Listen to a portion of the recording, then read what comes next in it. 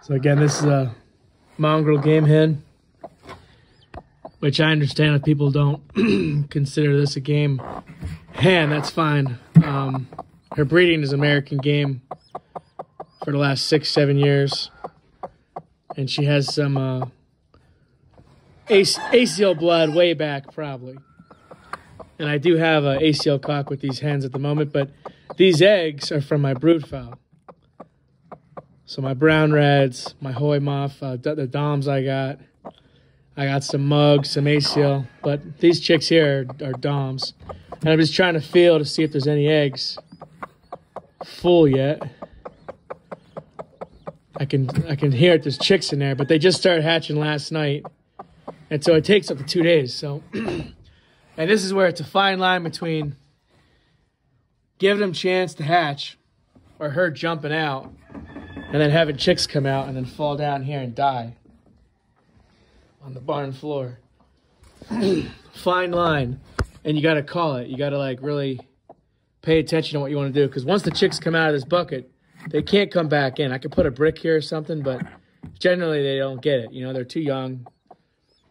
So unless she's ready to leave the nest for good, she'll go back into the nest because there's a bunch of eggs and chicks still hatching. Eggs still hatching. And you'll lose some chicks that way, so you got to really pay attention. But you don't want to completely lift her off the nest because then they can get vacuum sealed in that egg. I'm just feeling. Try to get some of these eggshells away, and it feels like a couple eggs are not hatched yet, so she's going to be on there for a while. Yeah, there's some full eggs in there yet. And these hens are really good mothers, though. And like I said, generation after generation, they've been free range. So that's another thing that I forgot to mention to folks is that they're useful, and it's a low buy-in for people that don't understand gamefowl and they want to get involved, you know. You can let a hen go, gift it to your buddy and not feel guilty about it because you know it's like a, you know, $100 or $200 or $300 hen. Rather, it's a mongrel, so it's like, yeah, okay, here's a gift. You know, and I'll sell the eggs once in a while. You know, $50 a dozen or something. It's low investment to get some quality birds that no one else has around here. At least that's what I do. And people can see if they even are interested in having gamefowl as a sustainable chicken breed or a group of, you know what I'm saying. There's many different breeds of gamefowl, but yeah, but she's got a nice build. I mean, look at her beak and her head. These are some tough hens. So I get it.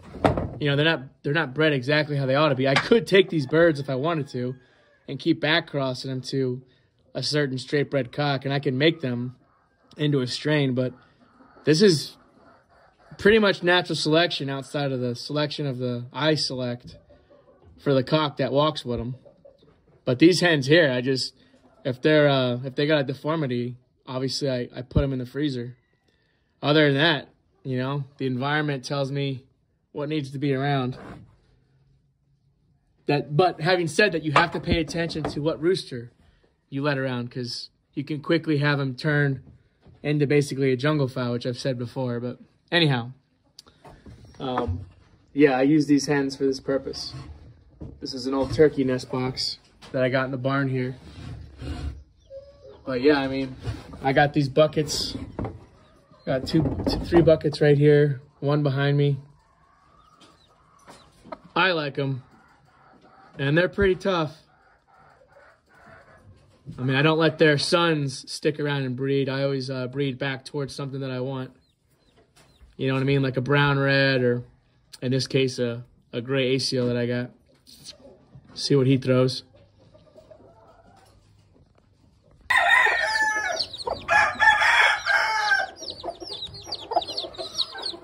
I made a bit of a mess, but just showing some brown reds.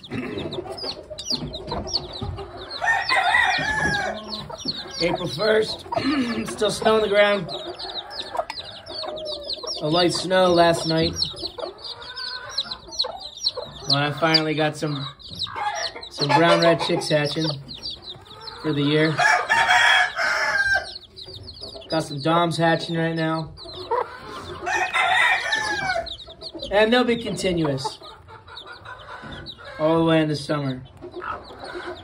But yeah, I think I'm gonna baby these brown reds for a little bit this year, because I got hit real hard last year.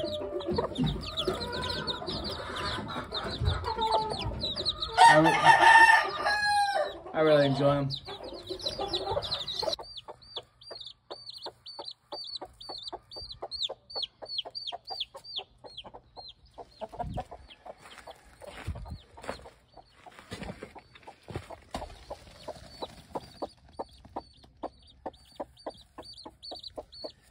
She nested somewhere under here. Only one chick hatched. We'll see how he does. Just a bit of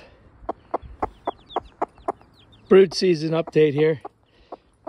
I've been talking about my mongrel free-range game hens. I always was really careful about the yard cock, the brood cock, that I let go with them. But one of the things I do with them is they're never penned up ever. They're just free range. Now, I guess I just contradicted myself. What I'm trying to say is these hens might be in a cage a little bit with chicks, but other than that, I usually just let them free range. And I use them. One of the things I can do with them is get my brood fowl in the pens, the brood pens, get their eggs, mark them accordingly. These are straight bred Doms. And I put them under her. And it was cold. This is the earliest I've ever had chicks start hatching. I have she is the 4th clutch this year. It's April 2nd in Maine. There's still snow, no foliage. So I'm going to baby them and put them in like a 2 foot by 2 foot or 30 by 30 little brood cage. But yeah, these are straight bred fowl. She's getting a little pissed. Messing up her nice feathers here. But yeah, I mean, so she's a mongrel, but you know what? She's been free range. And it was like a forest game type bird since 2009, this lineage here. And I don't want to get rid of them because of that. And they're tough hens. And with the brown-red brood, the back cross with the brown-red broodcock, some of them are slowly starting to grow spurs. I might go back to a brown-red broodcock. But anyway, for now, I'm using these hens to hatch initially. And then later on, I'm going to let my brood hens free range with their chicks. They're straight-bred brood hens. Will eventually free range. But I'm trying to utilize these mongrel free-range hens first. And hopefully by the time, 2-3 weeks, I'm babying them.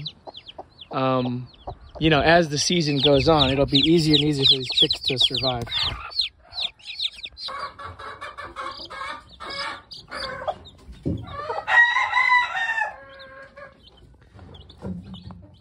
It's my first brown-red clutch. These guys are like 4 days old. Now this hen's mother is wild as hell. My original brood hen. And I'm still back crossing the original mother. Even though she's really there's no taming her. But this hen's pretty calm. I mean, she'll peck at me a little bit. But she's not gonna act all crazy and be kicking at me. And so I took a lot of handling of the pullets when she was pullet with her sisters. To get them to this point, their first year of being mothers was eye-opening. Because I calmed them down a lot. And it's worked out. Can't calm the original mother, though. Her mother, no way.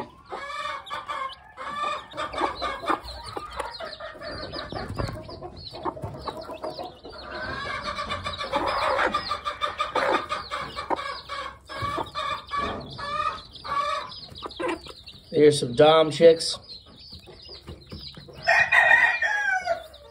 from one of my brood pens. Another use for these mongrel hens. They've been free range since 2009, whenever we've had them in Pennsylvania, now up here in Maine. And so I'll use them to hatch my broodfowl eggs. And in a couple weeks, I'll turn these guys loose, and this hen already has a pretty good idea of the whole, well, she's been here her whole life, free range. So she won't be in this cage very long. I'm just gonna baby these chicks for a couple weeks because last year I got hit real hard. But she's a good mom.